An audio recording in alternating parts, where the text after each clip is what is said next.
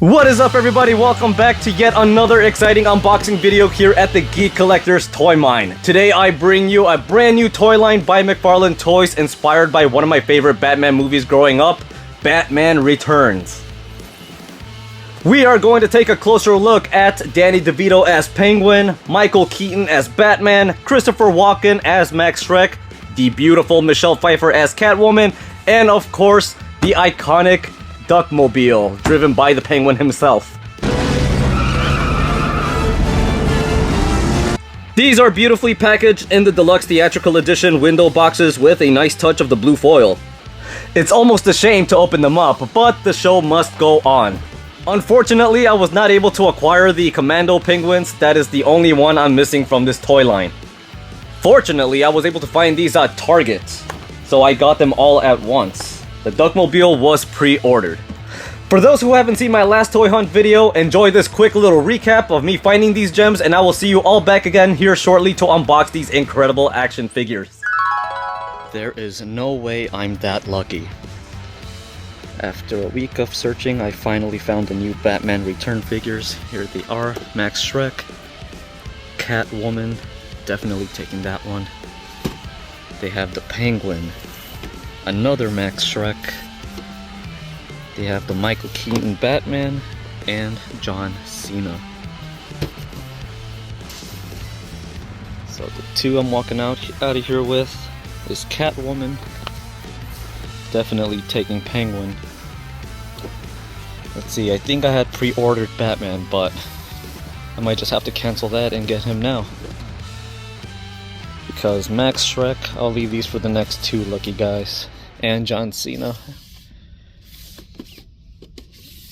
This was an awesome score.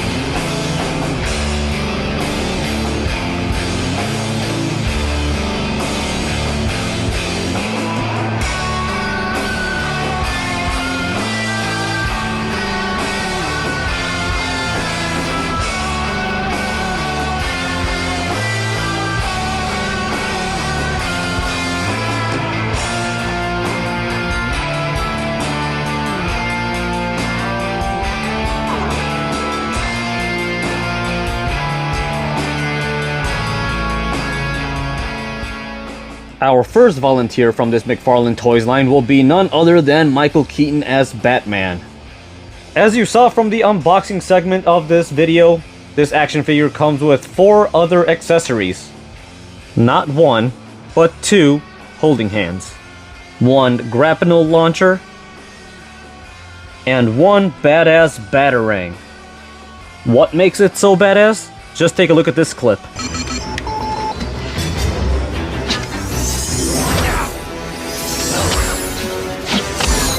He also comes with the collectible card art with the iconic movie poster in the front. It also includes the data file in the back.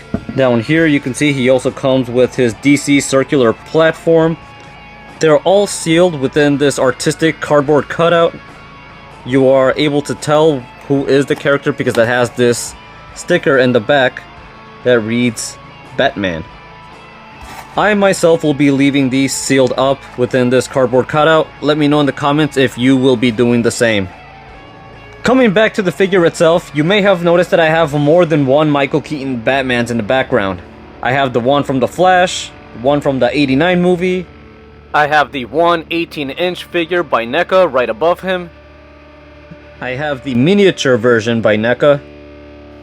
And I have the '89 Batman from the Ultimate Movie Collection. That just goes to show how much of a big impact this movie had on me growing up as a kid in the 90s. Getting a closer look at the head sculpt from this Batman Returns figures, he kinda looks like he has a mixture of Michael Keaton and Val Kilmer, in my opinion.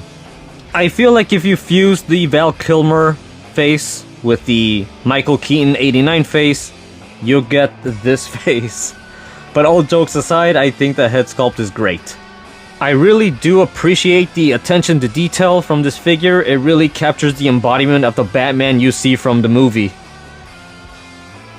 He has the upgraded suit like you see in the film. He no longer has the ab sculpt and the oblique sculpt. And I think he passed over this armor over to the one you see here in The Flash. There are a few differences to the suit. Like maybe the emblem here is just a tad bit lower compared to this suit, and then the utility belt is now black instead of gold. But other than those differences, there's really not much that he changed in the future. One thing I did notice about this toy is that they finally made the bat cowl accurate. Unlike this Batman figure, other McFarlane toys, Batmans are able to move their necks from their jawline, which isn't accurate at all. And here is Val Kilmer to demonstrate, since I do not have these open yet. Which I will soon, by the way. But, see, this does not work with the bat cowl. You cannot move your head that way if you're wearing a mask like this. So what they did with this figure is that the articulation for the neck is right here at the bottom, not here by the jawline. So if you've noticed in the movies, Batman, Michael Keaton Batman, is only able to, like, if he wants to turn his head, he needs to turn his whole body if he wants to look over his shoulder, which he can barely do because of the limitation from the bat cowl. They even mentioned that defect in the movie The Dark Knight. You want to be able to turn your head. It sure made backing out of the driveway easier. I'll see what I can do. Before the McFarlane Toys Company were manufacturing these Batman figures, NECA was holding the torch. They decided to put the mask over the head sculpt and over the neck articulation, limiting his head movement. They did it for the 6.5-inch figure like this one, and they did it for the 18-inch figure.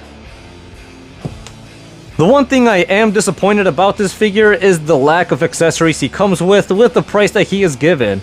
I know he's supposed to be a deluxe theatrical edition, and we are given the wired cape, but I feel like this one should have been over $30 given that he has more accessories and more interchangeable hands. I was able to get this at a retail price of $22.99. Not a bad deal, and I feel like he should have been given that price. If we were given more accessories, then they can justify the price. But I guess it is a deluxe theatrical edition. I know, I'm just glad I have one, but those were just my 2 cents. Overall, this is a great Batman action figure by McFarlane Toys. The hands are easily interchangeable, and they are able to hang on to the grapnel launcher and the batarang with no problem at all.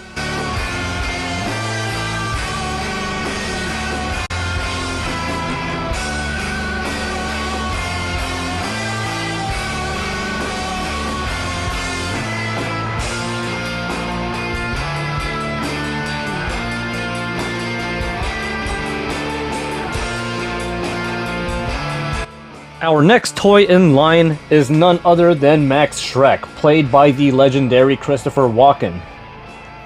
Unfortunately, I do not have any other Max Shreck related toys. I'm sure there are some out there, I just never got my hands on any of them. But I am proud to say that this is my first Christopher Walken action figure. McFarlane did an excellent job capturing the likeness of the once young actor. He got everything right: the hair, the eyebrows, the color of his eyes, nose, mouth, and of course his cheekbones.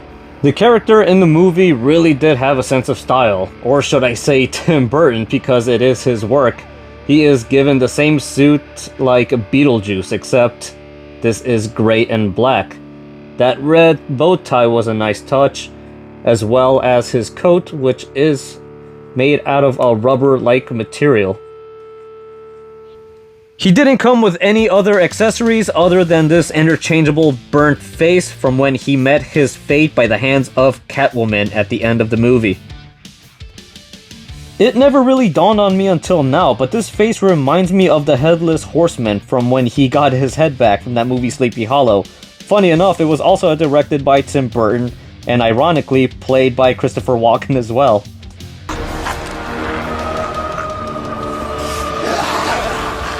Although the head sculpt is pretty sick, I do love the details that it went into it. I love the hard work. I love the nasty tongue inside. Does really look like a deceased body, but I still don't think it justifies the price, since it's only one head sculpt. They could have given us another head sculpt where his hair is wet, you know? Or given us a different facial expression. But come on, $35 is too much. But I bought it because I really wanted it. I don't really have a Christopher Walken toy, and I've always wanted a Max Shreck. I gotta say, they know we're suckers, and we will pay top dollar for these no matter what. I don't think the prices will ever go low on these figures. I think the prices will just continue to skyrocket on the secondhand market from resellers because the demand is so high. So I am lucky that I was able to find these at Target. I was just there at the right place at the right time. Our third in the lineup is none other than the one and only Catwoman, aka Selina Kyle, played by the beautiful actress Michelle Pfeiffer. She did an excellent job bringing this character to life on the big screen back in '92, and in my opinion, this is the best portrayal of Catwoman we have by far. I feel like McFarlane took his time with this one, making sure we got an excellent 10 out of 10 Catwoman, even though she only came with two accessories, the whip and the stun gun. The figure itself stands out from the rest of the Batman Returns toy line. A lot of work definitely went into this, and nothing about this toy was half-assed. The attention to detail that goes all throughout the body and head sculpt brings this toy to life. From the laces and wrinkles of her boots, to the stitches surrounding her mask and suit, were all executed perfectly. You can feel each individual stitch, giving it a nice texture. No flat paint job here. I really do like the sharp cat claws and pointy cat ears as well.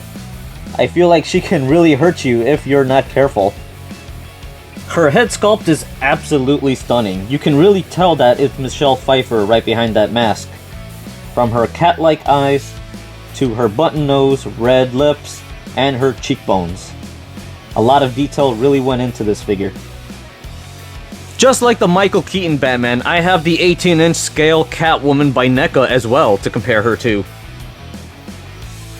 And since she's a much larger scale, all her details are enhanced, making them more noticeable.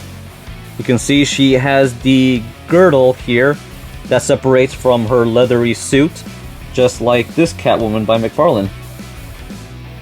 One thing I wanted to point out, since we both have him out here already, is that the McFarlane toy Catwoman is glossed up from head to toe.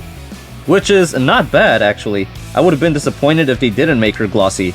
But then we take a look at the NECA Catwoman, and you can see that her boots and her girdle are separated from the rest of her glossy suit. If I really had something to complain about this figure, is that I wish we had at least two other head sculpts like the one NECA gave us. I would really like for a miniature damaged mask cowl, and the one with the unmasked face, Selena Kyle. Not to complain about, but I just wanted to point out that these two Catwomans are very difficult to stand on their own. That's why they need their own platform or even a doll stand, because without these they will just fall immediately, and that is due to the high heel boots that they have. If you do manage to adjust her feet just right, you can get her to stand like I just did right now, but I wouldn't risk it. I would definitely use the DC circular platform she came with to avoid any accidents. I wouldn't want her to fall. I wouldn't want any of her fingers to break, or her ear, or any of her accessories to get lost or broken. Our next and final figure from this Batman Returns to McFarlane Toys line is the Penguin, played by another legendary actor, Danny DeVito. For this part of the video, we will be getting a closer look at the iconic Duckmobile along with both of the Penguins. Here's a close-up of them standing side by side to see if you can spot any differences. I see a few already. I think it'll be easier to compare the two if this Penguin didn't have so many accessories on him.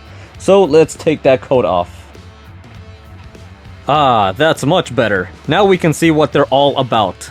Let's take a look at the obvious first, starting with their head sculpts. Clearly they both have the same facial structures. Same pointy nose, same wrinkles on the forehead, same creepy eyes, and same creepy grin.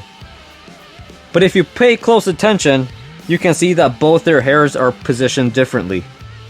The one to my left has his hair hanging down from his ears, while the one to my right has it a bit shorter.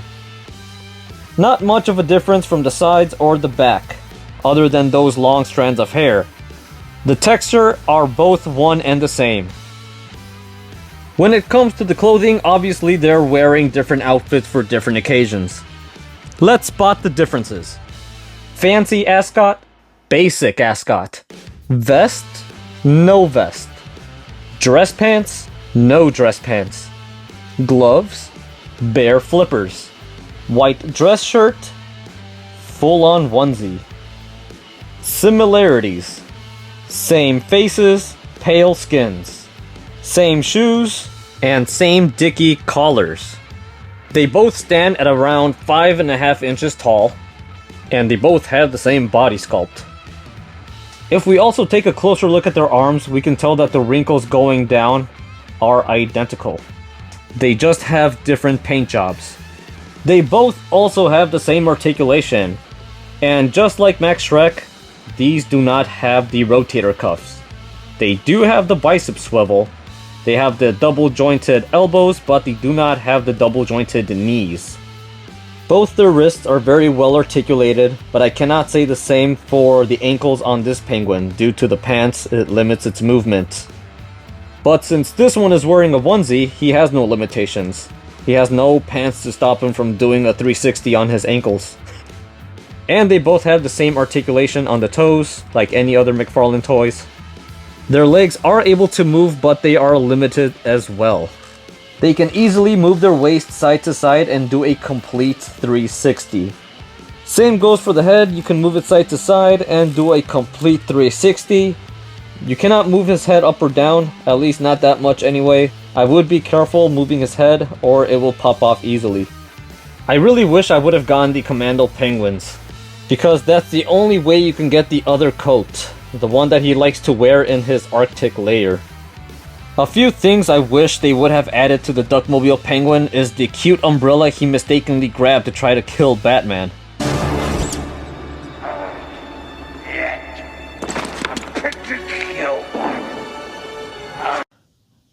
Another head sculpt would have been nice too. Maybe not an extra headpiece, but they could have given him a different facial expression, the way NECA did for the 16-inch Penguin, like the one you see before you. I actually have both NECA Penguins to show you all. Other accessories, like the fish, monocle, and cigarette, would have made a great addition to these already great figures. Out of all the companies who have produced Batman Returns merch over the years, I have not seen one with the spiral umbrella. Not even Mattel did it for the Penguin. when they used to do these DC multiverse waves. If they ran out of room in the Penguin window box, Max Shreck definitely had enough room to give us these extra items. Last but not least, the moment we've all been waiting for, I give you all the iconic Duckmobile. The retail price it's going for right now is $94.99 and it's still being sold at GameStop. This particular toy was pre-ordered by moi because I knew it was going to be next to nearly impossible to find in stores. So I played it safe and had it delivered straight to my house. Honestly, I should have done the same for the Penguin Commandos, so I shot myself in the foot on that one. I'm gonna have no choice but to get it from the secondhand market. Anyways, enough acting like Captain Hindsight. Let's get back to this awesome Duckmobile. I personally was impressed the minute I saw it through the window box when it arrived in the mail. Since the day they first announced it, I knew I had to have it. As a big Batman Returns fan, I was not disappointed. Everything about this Duckmobile to me is top notch. I love the paint job, I like the wear and tear effects. From afar, it seems like it's a little beat up and there's rough patches everywhere. But if you take a look closer, the surface is nice and smooth. You can see dirt pretty much everywhere. Here in its wings, its neck, cheeks, the duckbill, its eyes, even down here on the wheels. I really do appreciate all the hard work that went into making this Duckmobile as accurate as the one you see in the movie. I like how they included the pattern paint job you see down here. Kind of resembles some waves, and you see some yellow dots at the bottom. And we can't forget about the wheels. We got a spiral here, a star in the middle, and whatever this is. My guess is that it's a wave also, like you see here.